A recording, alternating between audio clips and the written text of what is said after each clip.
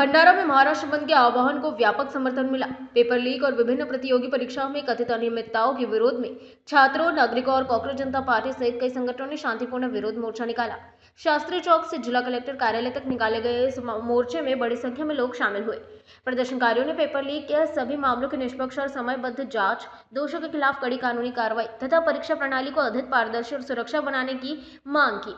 साथ ही केंद्रीय शिक्षा मंत्री धर्मेंद्र प्रधान से नैतिक जिम्मेदारी लेते हुए इस्तीफा देने की भी मांग की गई। प्रदर्शन के दौरान पूरे कार्यक्रम को शांतिपूर्ण ढंग गेल्या महिन्याभरापासून जंतर मंतरवर जे आंदोलन सुरू आहे, अभिजीत जिपके आणि सोनम वांगचुक यांच्या नेतृत्वामध्ये, आणि त्या आंदोलनामध्ये केंद्र सरकारला जागा करण्यासाठी, धर्मेंद्र प्रधान यांचा राजीनामा मागण्यासाठी जे आंदोलन गेल्या महिन्याभरापासून सुरू होते, त्या आंदोलनाला न्याय मिळत नाही म्हणून 20 तारखेला संसदेवर विद्यार्थ्यांचा मोर्चा निघाला आणि त्या मोर्चावर अमानुष लाठीचार्ज, अश्रुधुराचा वापर, गोळीबाराचा वापर आणि पोलिसांच्या दंड्याला खिळे ठोकलेले अशा अवस्थेत अनेक तरुणांना जखमी केले, अनेक विद्यार्थी जखमी झाले, काही विद्यार्थ्यांना प्राण गमवावा लागला।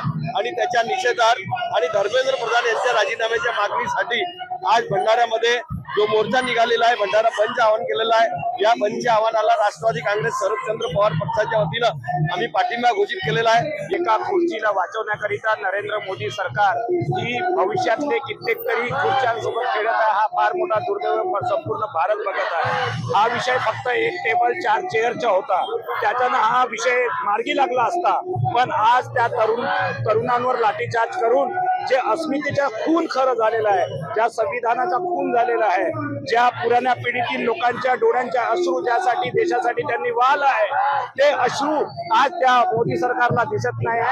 हा फार मोठा दुर्दैव आहे आणि हे युवक असेच लढा देतील।